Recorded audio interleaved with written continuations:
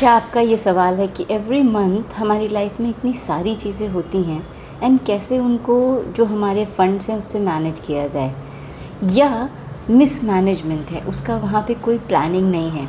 तो last 3 days की जो मैंने एमएमआई की क्लास लिया, सेशन लिया, वहाँ पे जो सिखाया गया उसमें एक कॉन्सेप्ट सिखाया गया जिसको हमने हर 3 डेज़ रिवाइज़ किया है। तो वो उनका की कॉन्सेप्ट है उस एमएमआई में, जो कि सक्सेस ज्ञान के थ्रू हम लोगों के सामने आया।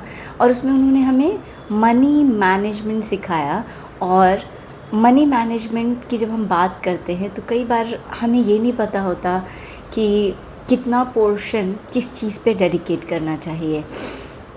तो जो आपका मंथली इनकम है आप उसको बाइफरकेट करें।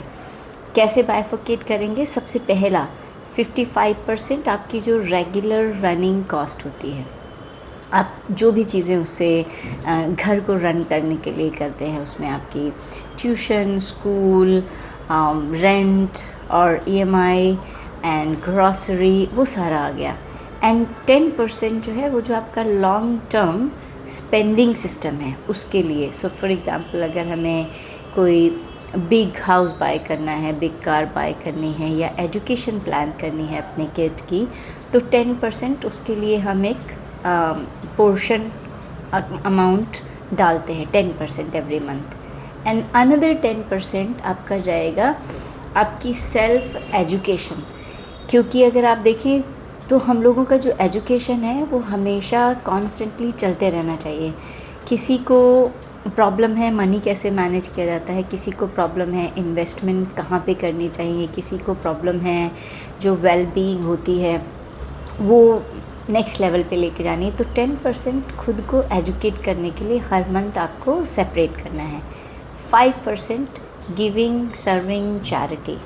अगर हमें किसी को सपोर्ट करना है, चाहे वो फैमिली मेम्बर हो, चाहे कोई नॉन सर्कल हो, दैट 5% इज़ फॉर दैट। और अगर करेंट सिचुएशन आपको अलाउ नहीं करती है तो भी आप अपने टाइम के थ्रू जो 5% इक्वल सर्विंग है, चैरिटी है, वो आप उस तरह से कर सकते हैं। सो अभी रेस्ट हमारा बचा कि जो फाइनेंशियल फ्रीडम जिसको हम कहते हैं, फाइनेंशियल फ्रीडम कैसे अचीव करेंगे। हमने 10% सेल्फ केयर ले ली, 10% हमने एजुकेशन ले ली, 5% हमने चैरिटी ले ली, 55% हमने रेगुलर रनिंग कॉस्ट ले ली। जो आपका फाइनेंशियल फ्रीडम अकाउंट है उसमें आपका 10% जाएगा एंड इस अकाउंट को कभी भी नहीं टच करना होता। इसमें जो मनी हम डालते हैं वो हमेशा compounding interest, investment, multiply, so it's like your golden goose, that's the term they used. So अब आपका फिर से अगर हम रिवाइज करें तो आपका 10% financial freedom account, 10% self education, 10% आपका लॉन्ग टर्म सेविंग सिस्टम के लिए, एजुकेशन या anything you want to buy, 5% charity and 55% regular running expenses, जो बेसिक एक्सपेंसेस हैं। And if you can follow this system you will have money for every area of your life, for self care, for self education, serving, giving, and then running the house, and then something for the long term shopping, buying, and something for the financial freedom. Now think about if you have 2 lakh rupees per month coming. Now you bifurcate what is 55% of that, what is 10% of that, and you are having now all this sub account, main account, and उस main account से ये सारे सब account है and वहाँ से वो money सब कहीं पार्क हो रहा है। एंड जब हमें उस मनी की ज़रूरत है तो उतना पोर्शन हम वहाँ से विड्रॉ कर सकते हैं। If I have not used the 10% in this month for my self care or self education, I still have 10% here.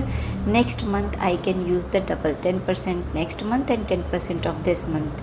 So this is how you can plan your money, you can do the money management, and it's not matter of that we should have the money first. Even if we have 10,000, even if we have 1 lakh, we should still apply the same system. Once we have the habit of applying, then when we have the 10 lakh, 20 lakh or whatever money, the same system will be applied on that. So it's about learning, it's about implementing. Does not matter when I will have, then I will do. What you have right now, can you apply this system? Can you ask whether I'm using 10% on my education, whether I'm using 10% on my self-care? Because all this amount has a size, all this amount when you spend has a reason what it gives. How does it feel when you start doing it this way? And if you want to connect for more, DM, I'll send you a link for the clarity call. See you soon. Take care.